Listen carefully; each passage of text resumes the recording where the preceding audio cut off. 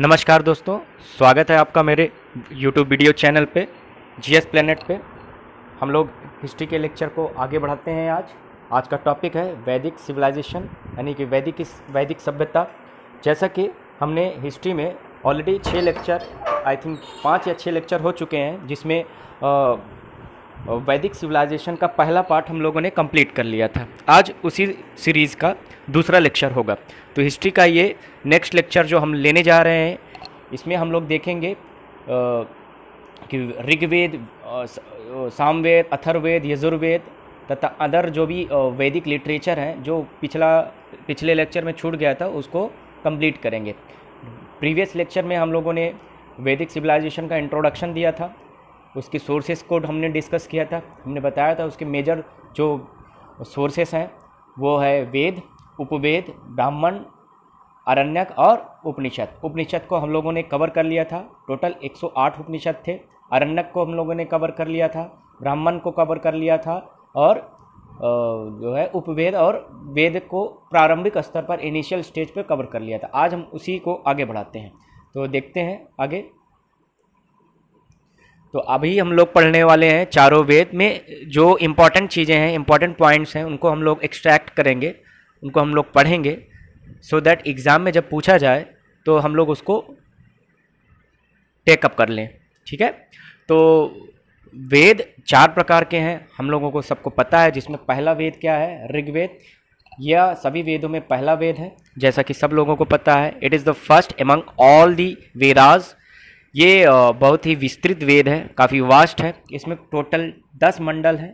There are total 10 मंडलास इन ऋग्वेदा। अब प्रश्न ये उठता है, व्हाट इज मंडल? तो मंडल क्या है? मंडल, देखिए, मंडल एक तरह का, जैसे कि हम लोग कोई भी सब्जेक्ट पढ़ते हैं, उसकी कोई बुक स्टडी करते हैं, तो उसमें जो है क्या होता है कि पहले पेज में तो पब्लिकेशन के बारे में इंफॉर्मेशन होती है, सेकंड में भी ऑलमोस्ट पब्लिकेशन के बारे में होता है, थर्ड में राइटर अपना जो है पॉइंट ऑफ व्यू देता है उस बुक के बारे में, और चौथे या पाँचवें पर आपको जो है चैप्टर्स की डिटेल्स मिलती है। तो वह ठीक उसी तरह से जो ऋग्वेद है, उसमें जो भी चैप्टर्स लिखे गए हैं उनको मंडल कहा गया है। अब समझ में आ रहा है? तो मंडल इज समथिंग लाइक चैप्टर्स।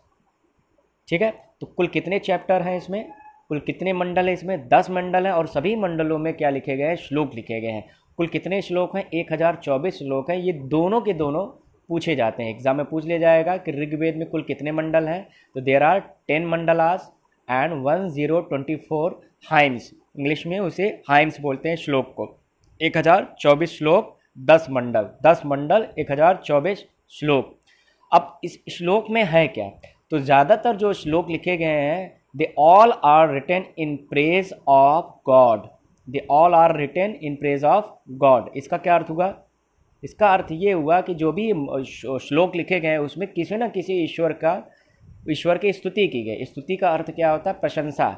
जैसे कि हम लोग अगर प्रार्थना करते हैं, ज़्यादातर इसमें जो हिंदू रिलीजन को मानने वाले लोग हैं, या इस्लाम को मानने वाले लोग हैं, या कोई भी रिलीजन के मानने वाले लोग होते हैं, उसमें ज़्यादातर हम लोग क्या करते हैं, जो भी हम गाना गाते हैं या और भी जो रिचुअल्स करते हैं, उसमें ज़्यादातर हम अपने ईश्वर की प्रशंसा करते हैं। देव देव महादेव, हाँ, हे राम, हाँ, तुम ही सब कुछ हो, ठीक है, अल्लाह निगहबान। तो ऐसे ही करके हम लोग जो भी ईश्वर की भक्ति करते हैं, उसमें ज़्यादातर हम क्या करते हैं? ईश्वर की स्तुति करते हैं। स्तुति, वंदना, आराधना, प्रशंसा, ये सब एक ही चीज़ है। तो एग्ज़ाम में पूछा जाएगा ईश्वर की स्तुतियों के लिखा गया वेद कौन सा है? तो एक्सप्लिसिटली जो लिखा गया है ईश्वर की स्तुति के लिए, उसे हम लोग ऋग्वेद कहते हैं। समझ में आ रहा है? इसमें जो भी इम्पोर्टेंट मंडल हैं, 10 मंडल हैं, 10 के 10 मंडल हम लोग नहीं देखेंगे। इसमें थर्ड मंडल सबसे ज़्यादा इम्पोर्टेंट है। क्यों? क्योंकि थर्ड मंडल में गायत्री मंत्र का उल्लेख है। किसका उल्लेख है? गायत्री मंत्र। गायत्री मंत्र हम सब लोग जानते हैं, जिसमें ओम भूर्भुवः स्वः तत्सवितुर्वरेण्यं भर्गो देवस्य धीमहि धियो न प्रचोदयात्। ये जो ओम भूर्भुवः स्वः ये चीज़ें हैं, इसे हम गायत्री मंत्र कहते हैं। ये मुख्यतः सूर्य की आराधना के लिए लिखा गया था। ठीक है। तो गायत्री मंत्र किस मंडल में लिखा गया है? थर्ड मंडल में। क्लियर है? थर्ड मंडल। नहीं याद आए तो याद रखना, गायत्री, त्रि का मतलब ही होता है 3। ठीक है। गायत्री, त्रि यानी कि 3। तो थर्ड मंडल में गायत्री मंत्र का वर्णन है। 9th मंडल जो है उसमें सोमदेव का वर्णन है। It is written in praise of god of plant. Somdev जो कि पौधों के देवता यानी शीतलता के भी देवता कहा गया है। सोमदेव यानी कि चंद्र। सोमदेव को हम लोग क्या मानते हैं? चंद्रमा।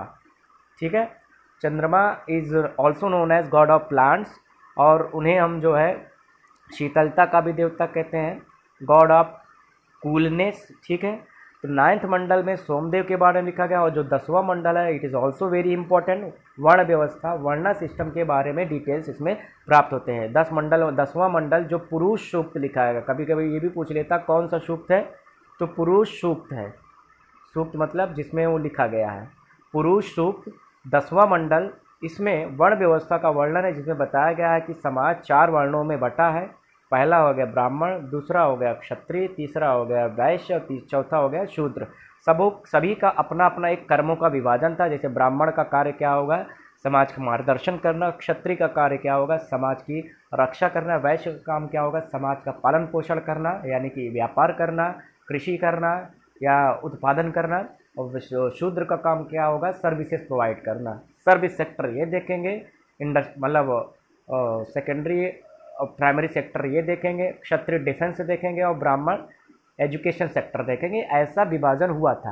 हालांकि ये जो डिवीज़न है आज पूरी तरह से इस तरह से नहीं दिखाया, जिसमें काफ़ी हद तक बदलाव आया है। उन्हीं बदलावों को हम लोग पढ़ेंगे आगे आगे जैसे पढ़ते जाएंगे।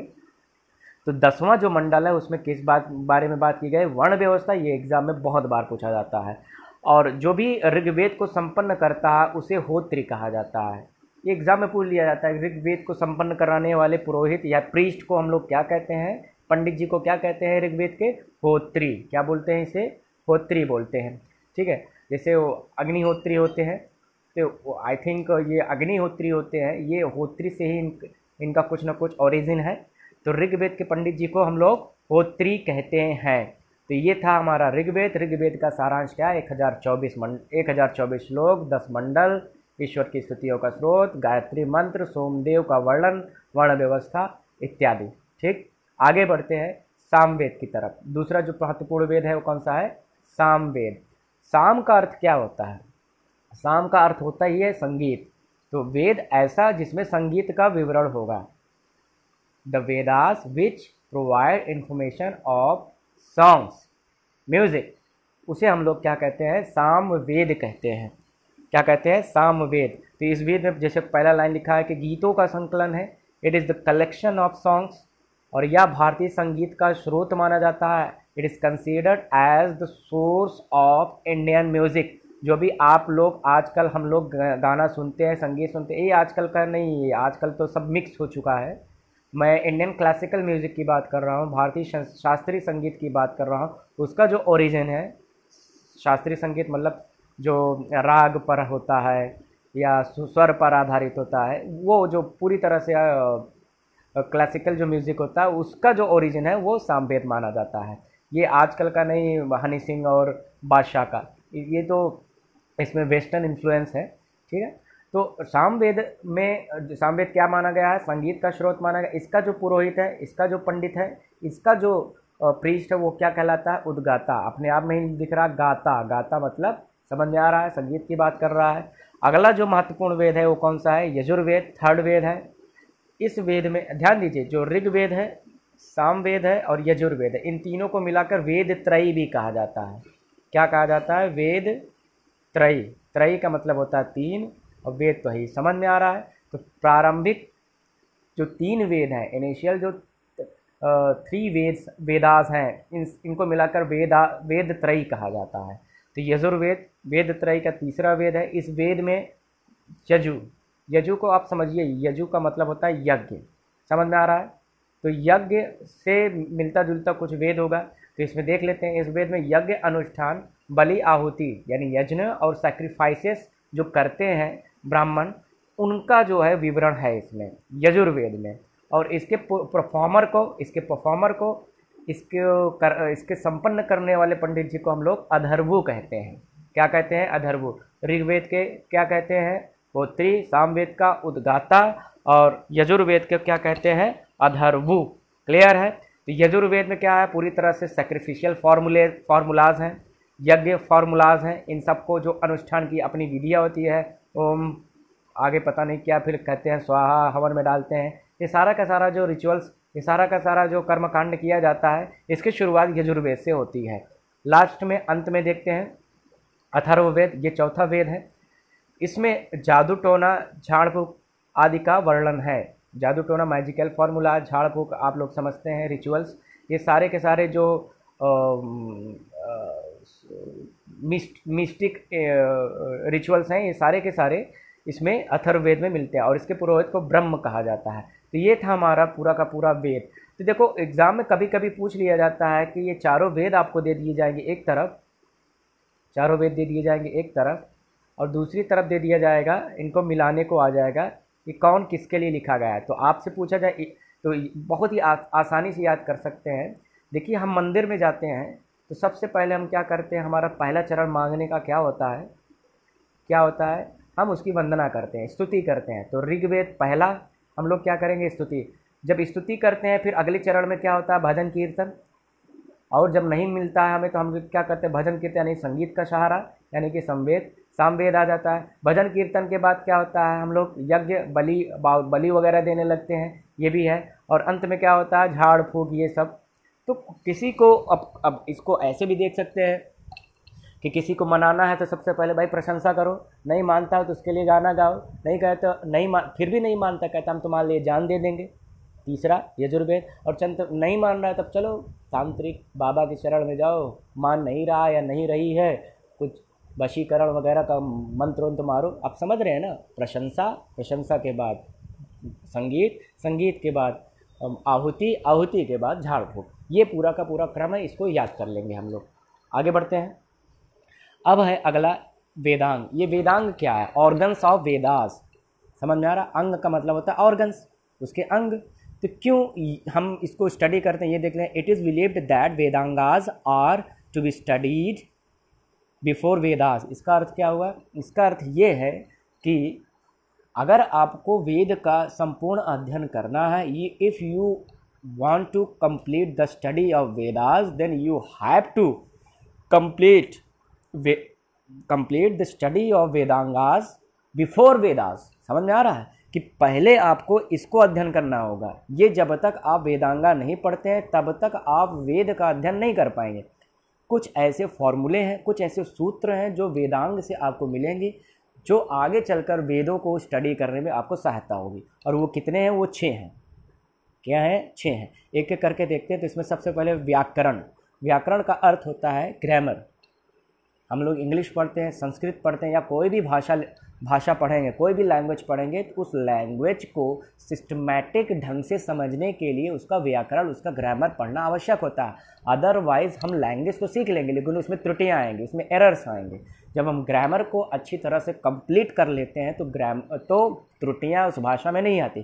तो वेदों को अध्ययन करने के लिए अगर हम व्याकरण पढ़ते हैं तो अच्छा हो जाएगा, मतलब हमें हमारी त्रुटियां कम हो जाएगी। भाषा के स्तर पर, लैंग्वेज के लेवल पर हमारे जो एरर्स हैं वो नहीं होंगे।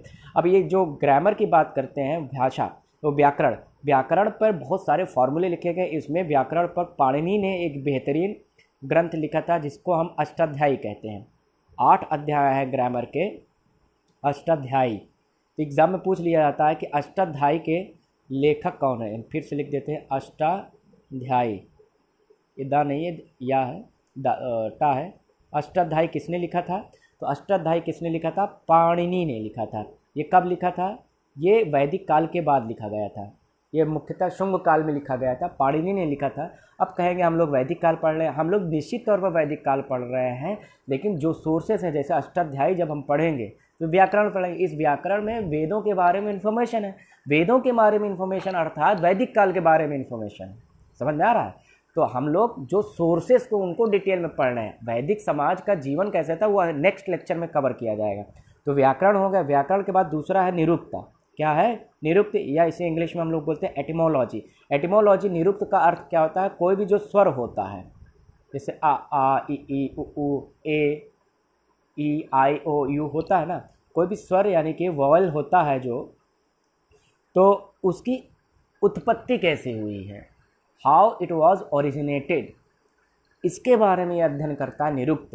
समझ में आ रहा है? तो निरुक्त किसके बारे में बात करता है? ये एग्जाम में नहीं पूछा जाएगा कि कौन किसके बारे में बात करता है, बस आपको ऑप्शन में दे दिया जाएगा कि 4 ऑप्शन दे दिए जाएंगे, आपको बताया ना पड़ेगा कि इसमें से कौन वेदांग के अंग हैं। जैसे कि ऐसे ऑप्शन देगा इनमें से कौन वेदांग के अंग हैं, तो ऑप्शन में देगा ऋग्वेद, ऑप्शन में रहेगा सामवेद, ऑप्शन में रहेगा अथर्ववेद, ऑप्शन में रहेगा व्याकरण, ऑप्शन में रहेगा निरुक्त। समझ में आ रहा है? इस तरह से क्वेश्चन पूछा जाएगा। उसके डिटेल के बारे में नहीं पूछा, लेकिन मैं आपको समझा रहा इसलिए रहा ताकि आपको समझ में आ जाए। तो ग्रामर क्या करेगा? व्याकरण के स्तर पर जानकारी देगा। निरुक्त क्या करेगा? स्वर की उत्पत्ति के बारे में बात करेगा। एस्ट्रोनॉमी जो अगला है थर्ड, ज्योतिष। ज्योतिष का मतलब एस्ट्रोनॉमी, यानी कि ज्योतिष समझते हैं हम सब लोग भविष्य, वर्तमान, भूतकाल की जो घटनाओं पर ग्रहों की जो स्थितियों का असर होता है। अब इसको लेकर बहुत ज़्यादा डिबेट होता है, कुछ लोग इसे झूठ मानते हैं, कुछ लोग इसे सत्य मानते हैं, कुछ लोग कह नहीं सकते हैं। सबके अपनी अपनी चॉइस है, सबकी अपनी अपनी मान्यताएं हैं, ठीक है। हम सबकी अपनी अपनी पर्सनल बिलीफ है, वो ज्योतिष में विश्वास करते हैं नहीं करते, लेकिन यहाँ पर है ज्योतिष पढ़ना पड़ेगा आपको वेद को कंप्लीट करने के लिए। ज्योतिष के बाद अगला है कल्प। कल्प में क्या है? रिचुअल। रिचुअल मतलब कर्मकांड। वेदों को पढ़ने के लिए कौन कौन से कर्मकांड की आवश्यकता है, वो सारा का सारा चौथे अंग में है कल्प। कल्प के बाद है शिक्षा यानी फोनेटिक्स। फोनेटिक्स में किस चीज़ की बात हो रही है? शिक्षा की क्या बात हो रही है? ध्वनियाँ, जो भी ध्वनियाँ होती हैं, जो भी साउंड होती हैं, उनके बारे में बात किया जा रहा है डिटेल में, ठीक है। अंत में क्या है? छंद। छंद का मतलब क्या होता है? मैट्रिक्स। मैट्रिक्स का मतलब अब जैसे कि श्लोक है, दोहा है, छंद है, चौपाई है, इनके लिए अलग अलग मात्राएं होती हैं। अब जो हिंदी लिटरेचर के होंगे वो बेहतर जानते हैं, जहाँ तक मुझे इन्फॉर्मेशन होती है, जैसे कि सोरठा हो गया, चौपाई हो गया। चौपाई जैसे 12-12 मात्राओं का युग्मक होता है। मैं हो सकता हूँ गलत हूँ, लेकिन मुझे याद नहीं आ रहा है, 11th या 12th में पढ़ा था। ऐसे दोहा होता है 13-11 का कॉम्बिनेशन होता है। सोरठा होता है 11-13 का कॉम्बिनेशन होता है। इस तरह मात्राओं का अपना एक कॉम्बिनेशन होता है, उन्हीं को आधार पर हम सोरठा, छंद, चौपाई आदि बोलते हैं। तो ये इनका ज्ञान यहाँ पर मिलता है। तो कुल कितने हो गए? पहला हो गया व्याकरण, दूसरा हो गया निरुक्त, तीसरा हो गया ज्योतिष, चौथा हो गया कल्प, पांचवा हो गया शिक्षा और छंद।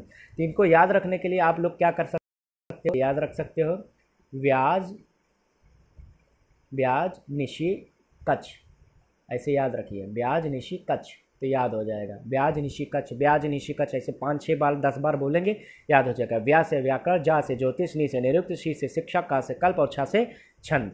अब आगे देखते हैं। आगे हम बात करते हैं स्कूल्स ऑफ इंडियन फिलॉसफी, भारतीय दर्शन की शाखाएं। ये जो भारतीय दर्शन की शाखाएं ये उपनिषदों से प्रेरित हैं। किससे प्रेरित है? ये उपनिषद से प्रेरित है। हमने आपको बताया था ना उपनिषदा क्या है? It's a source of Indian philosophy. तो उपनिषद का अध्ययन करने से भारतीय दर्शन की शुरुआत हुई थी। और ये जो दर्शन हम पढ़ते हैं इसमें भी वैदिक काल के बारे में इंफॉर्मेशन मिलती है, इसलिए हमने इसको इंक्लूड किया है सोर्सेस में। तो भारतीय अगर हम दर्शन की बात करें, वो 2 प्रकार के दर्शन है उसमें। एक है वैदिक दर्शन, जिसे हम आस्तिक दर्शन कहते हैं। आस्तिक का मतलब थीस्ट फिलॉसफी, अर्थात ऐसा दर्शन जो ईश्वर के अस्तित्व पर यकीन करता है, मानता है कि हाँ इस दुनिया में एक ईश्वर है जो इसे चला रहा है, ठीक। कुछ लोग ऐसे भी होते हैं जो नास्तिक दर्शन में बिलीव करते हैं, एथीस्ट फिलॉसफी पे बिलीव करते हैं, जैसे कि उनका मानना है कि ईश्वर है ही नहीं। अगर हम बात करें वैदिक दर्शन के तो हम लोग डिटेल में बात करेंगे। नास्तिक दर्शन के लिए तो अलग से टॉपिक है। इसमें 3 महत्वपूर्ण दर्शन हैं। देयर आर 3 दर्शन। एक है बौद्ध, जो बौद्ध दर्शन है वो पूरी तरह से नास्तिक है। तीसरा है जैन दर्शन और चौथा है चारवाक। कौन सा है? चारवाक। तो बौद्ध जिसमें बहुत सारे विद्वान आएंगे, इसमें उन्होंने इस दर्शन को रचा। जैन दर्शन, इसमें ढेर सारे विद्वान आएंगे। और चारवाक को मुख्यतः चारवाक ऋषि ने कंप्लीट किया था। तो बौद्ध दर्शन, जैन दर्शन और चारवाक दर्शन ये नास्तिक दर्शन के शाखाएं हैं, एथीस्ट फिलॉसफी के ब्रांचेस हैं। और जो एथीस्ट फिलॉसफी है उसको हम आगे देखते हैं। ये रहा आस्तिक दर्शन यानी कि वैदिक दर्शन, जो थोड़ा बहुत ही सही लेकिन थोड़ा या पूरी तरह से वेदों की सुप्रीमेसी को स्वीकार करता है, जो ये मानते हैं कि हाँ Veda is the ultimate source of knowledge. ऐसे 6 स्कूल हैं। पहला स्कूल है सांख्य, दूसरा है न्याय, तीसरा है वैशेषिक, चौथा है योग, पांचवा है पूर्व मीमांसा और छठा है उत्तर मीमांसा, जिसे हम वेदांत कहते हैं। अब कंफ्यूज हो जाओगे, उपनिषद को भी वेदांत कहते हैं और इसको भी, बिल्कुल दोनों को वेदांत कहा जाता है, क्योंकि उपनिषद वेदों के अंत में पढ़ते हैं। और उपनिषद के अंदर उसमें जितनी भी दर्शन है, उन दर्शन में सबसे अंत में जो दर्शन है उत्तर मीमांसा उसे हम वेदांत कहते हैं। सांख्य क्या है, न्याय क्या है, वैशेषिक क्या है, योग क्या है, इनके डिटेल में जानने की आपको बिल्कुल भी आवश्यकता नहीं, ये कभी नहीं पूछा जाएगा until unless you are approaching to UPSC. अगर आप यूपीएससी के एग्ज़ाम दे रहे हैं तो सांख्य दर्शन के बारे में पूछा जाता है, लेकिन अगर आप वनडे एग्ज़ाम दे रहे हैं किसी भी वनडे एग्ज़ाम में ये डिटेल इसके नहीं पूछे जाते हैं।